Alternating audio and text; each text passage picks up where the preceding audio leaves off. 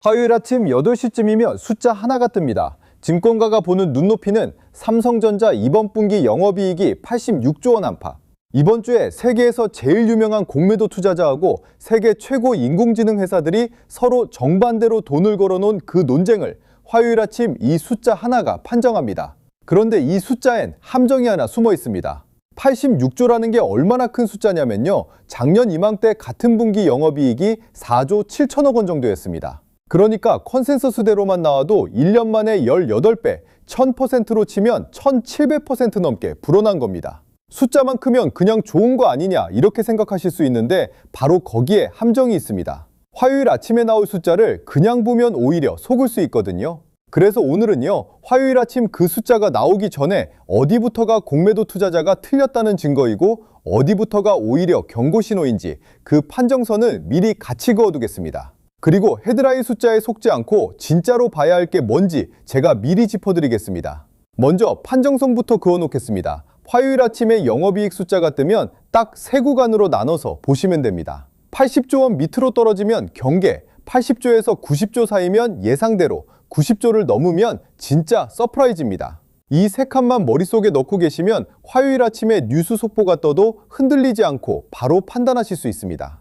왜 하필 이 숫자가 그렇게 중요하냐? 이번 주에 우리가 같이 본 논쟁 기억하시죠? 한쪽에선 세계에서 제일 유명한 공매도 투자자가 한국 반도체가 무너지는 쪽에 돈을 걸었습니다. 인공지능 투자가 너무 과해서 메모리 반도체가 남아돌 거다 이런 경고였죠. 그런데 반대쪽에선 세계 최고의 인공지능 회사들이 삼성한테 러브콜을 보냈습니다. 물량을 달라고요. 똑같은 반도체를 두고 한쪽은 남아돈다 하고 한쪽은 모자라다고 한 겁니다.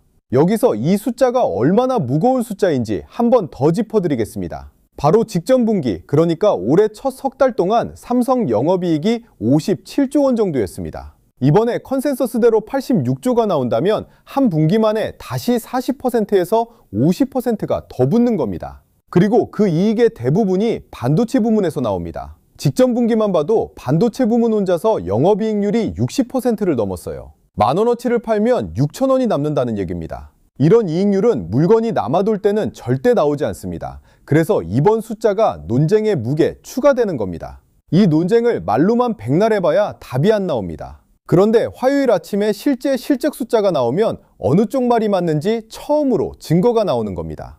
영업이익이 시장 눈높이를 채우거나 넘어서면 지금 반도체 경기가 남아도는 상황이 아니라는 얘기가 됩니다. 반대로 눈높이를 크게 밑돌면 공매도 투자자 쪽 경고를 한 번쯤 진지하게 들어봐야 하고요. 그래서 이 숫자 하나가 몇 주째 이어진 논쟁의 첫 판정이 되는 겁니다.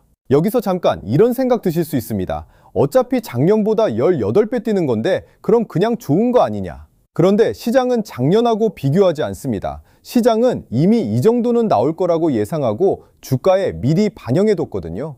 그래서 중요한 건 많이 늘었냐가 아니라 시장이 미리 정해둔 눈높이를 넘느냐입니다. 바로 그 눈높이가 방금 그어드린 80에서 90조 구간입니다. 그 함정이 뭔지 풀기 전에 딱 30초만 쓰겠습니다. 여기까지 들으시면서 그럼 지금 삼성 말고 이 반도체 흐름을 같이 탈 종목은 없을까 궁금하셨을 분들 계실 겁니다.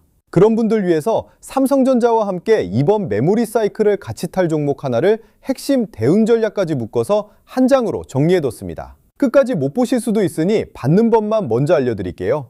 010-9563-5815로 3전 두 글자만 문자 주시면 보내드립니다. TV로 보시는 분은 휴대폰으로 문자 한 통, 스마트폰이면 고정 댓글 링크로도 됩니다. 자, 그럼 다시 본론으로 돌아가겠습니다. 자, 이제 아까 말씀드린 함정 얘기입니다. 이게 오늘 영상에서 제가 가장 말씀드리고 싶은 핵심입니다. 화요일 아침에 영업이익 숫자가 뜨는데 그 숫자가 시장 눈높이인 86조를 밑돌 수도 있습니다. 실제로 국내 증권사 여러 곳이 그렇게 보고 있습니다. 한 곳은 89조를 봤다가 눈높이를 낮췄고 다른 곳은 81조, 또 다른 곳은 80조 정도를 예상합니다. 다들 시장 평균보다 살짝 낮게 보고 있는 거죠. 그런데 여기서 중요한 게 있습니다. 이 증권사들이 하나같이 하는 말이 이건 실적이 나빠서가 아니다 라는 겁니다. 그럼 뭐냐? 바로 성과급 때문입니다. 삼성 반도체 부문이 실적이 좋으니까 직원들한테 특별 성과급을 주는데 이 성과급으로 나갈 돈을 이번 분기 실적에 한꺼번에 반영할 가능성이 있습니다. 한 외국계 증권사는 상반기 성과급 규모를 다 합치면 19조 원 정도로 추산했습니다. 19조요. 이게 이번 분기 실적에서 한 번에 빠져나가면 헤드라인에 찍히는 영업이익 숫자는 그만큼 작아 보입니다. 하지만 이건 장사를 못해서 빠진 게 아니라 오히려 장사를 잘해서 직원들한테 나눠주느라 빠진 돈입니다. 회계 처리 방식일 뿐이라는 거죠. 그래서 이게 왜 함정이냐? 화요일 아침에 만약 영업이익이 86조를 밑돌았다는 속보가 뜨면 많은 분들이 실적 부진이네 하고 놀라서 파실 수 있습니다. 바로 그 순간에 속으면 안 된다는 겁니다. 미리 말씀드립니다. 헤드라인 숫자가 눈높이를 조금 밑돌더라도 그게 성과급 때문이라면 그건 부진이 아닙니다. 오히려 그 증권사들은 하반기를 더 좋게 보고 있고요. 그럼 헤드라인 숫자 말고 진짜로 봐야 할 게 뭐냐? 세 가지입니다. 첫째, 성과급을 걷어낸 본업이 얼마나 벌었느냐입니다. 화요일에는 총 영업이익만 나오고 부문별 세부 숫자는 나중에 나오는데 증권사들이 바로 그 성과급을 빼면 본업이 얼마다 하고 계산해서 내놓을 겁니다. 계산법은 간단합니다. 만약 헤드라인이 80조로 나왔는데 그 안에 성과급이 크게 반영돼 있다면 그걸 도로 더해서 본업 실력을 가늠하는 거죠.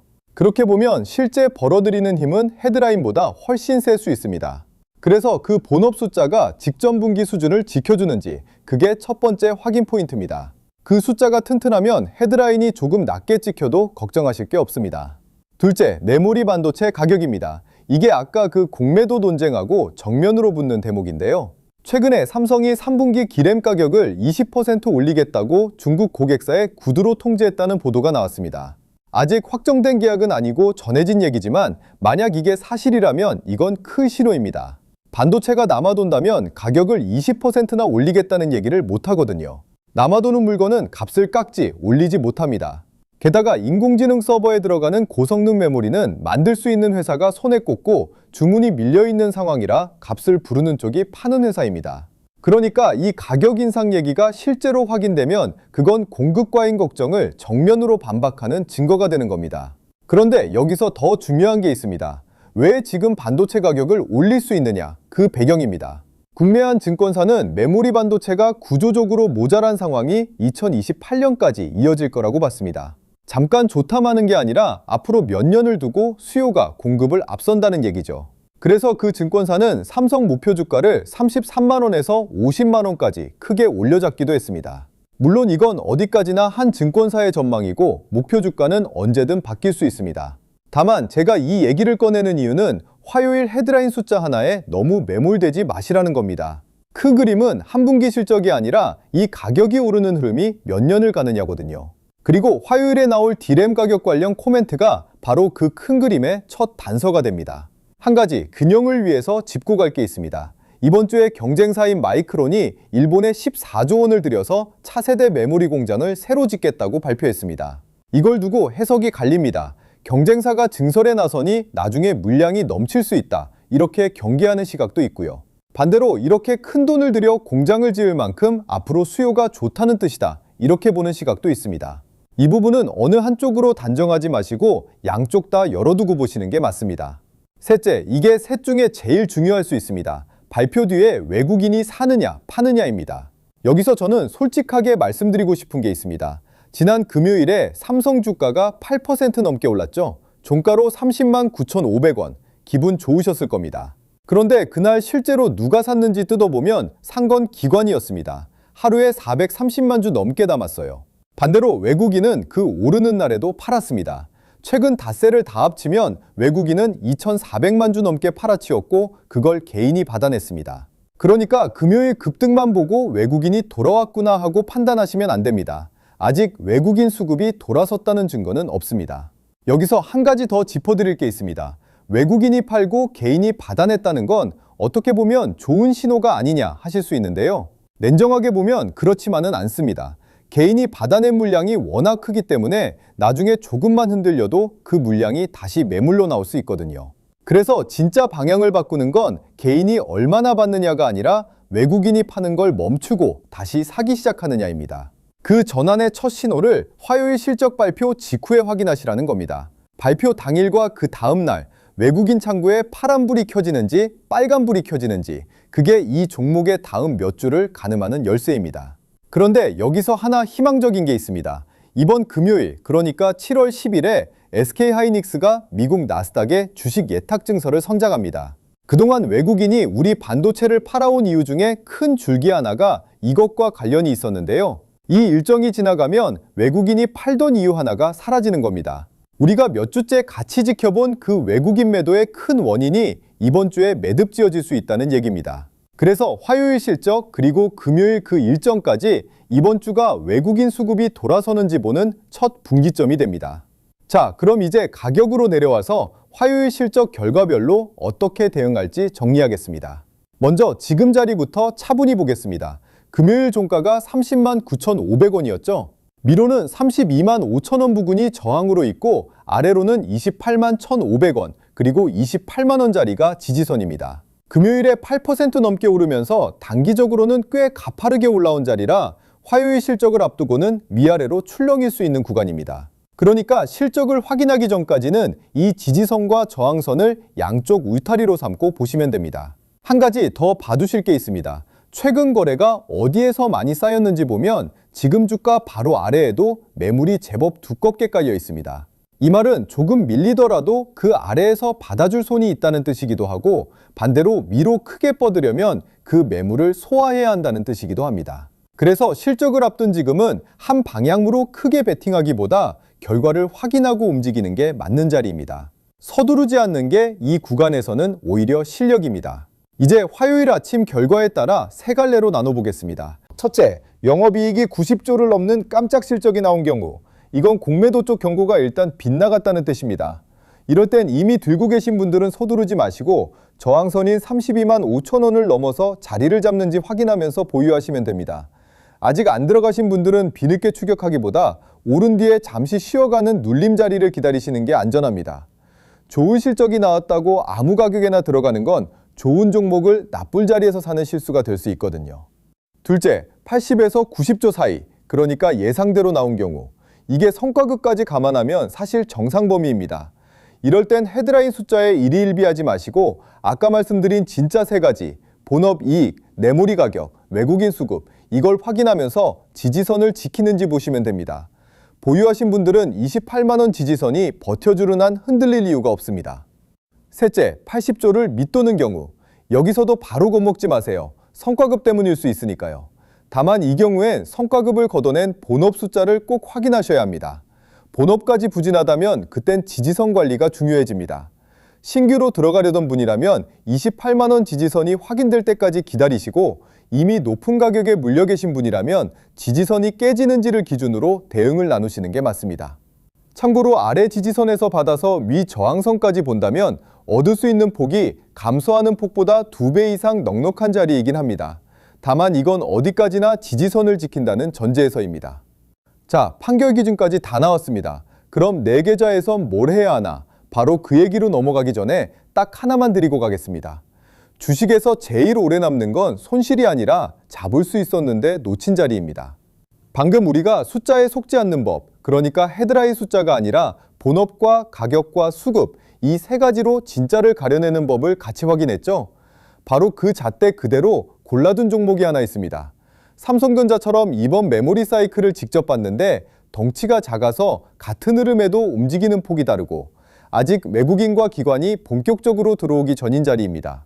대형 반도체 회사들이 증설에 나설 때 거기에 꼭 필요한 부품을 대는데 아직 시장이 그 가치를 다 안 보고 있는 자리입니다. 종목 이름, 왜 하필 지금인지, 들어갈 가격대, 그리고 끊을 가격까지 한 장에 다 묶었습니다. 화요일 아침 실적 보시기 전에 미리 보고 판단하실 수 있는 자료입니다. 왜 무료냐면요. 삼성 하나만 들고 이 출렁임을 견디시는 우리 구독자분들 몫으로 만든 자료라서 그렇습니다. 구독해주신 분들께는 이렇게 정리한 자료를 앞으로도 전부 무료로 전해드립니다. 부담 가지실 건 없습니다. 무료고 받아보고 아니다 싶으면 안 보시면 되고 2번으로 다른 걸 보내는 일도 없습니다. 받는 법은 10초면 됩니다. 010-9563-5815로 3전 두 글자만 문자 주세요. 다시 한번 010-9563-5815입니다. TV나 큰 화면으로 보시는 분은 휴대폰 꺼내셔서 문자 한 통, 스마트폰이면 고정 댓글 링크로도 됩니다. 구독자 확인용으로 댓글에 100만 전자 한번 남겨주시면 됩니다. 자, 그럼 오늘 정리하겠습니다. 화요일 아침 8시 삼성 실적 숫자가 나오면 딱 세 가지만 기억하세요. 첫째, 헤드라인 숫자가 눈높이를 조금 밑돌아도 성과급 때문일 수 있으니 놀라지 마실 것. 둘째, 성과급을 걷어낸 본업, 내무리 가격, 외국인 수급 진짜 세 가지를 확인하실 것. 셋째, 80조하고 90조 이 두 판정선으로 어느 쪽이 맞았는지 차분히 판단하실 것. 이 세 가지면 화요일 아침 속보에 흔들리지 않으실 수 있습니다. 그리고 이번 주는 화요일 실적만 있는 게 아닙니다. 수요일 밤에는 미국 통화정책회의록이 공개됩니다. 여기서 만약 금리를 오래 높게 유지하겠다는 매파적인 분위기가 읽히면 달러가 강해지면서 외국인이 우리 시장에서 돈을 빼는 부담이 잠깐 다시 커질 수 있습니다. 그러니까 화요일 실적이 좋게 나오더라도 수요일 밤 그 회의록 분위기까지 같이 보셔야 그림이 온전해집니다. 그리고 금요일엔 아까 말씀드린 SK하이닉스 나스닥 상장이 있습니다. 외국인 수급이 돌아서는지 보는 반도체 슈퍼위크입니다.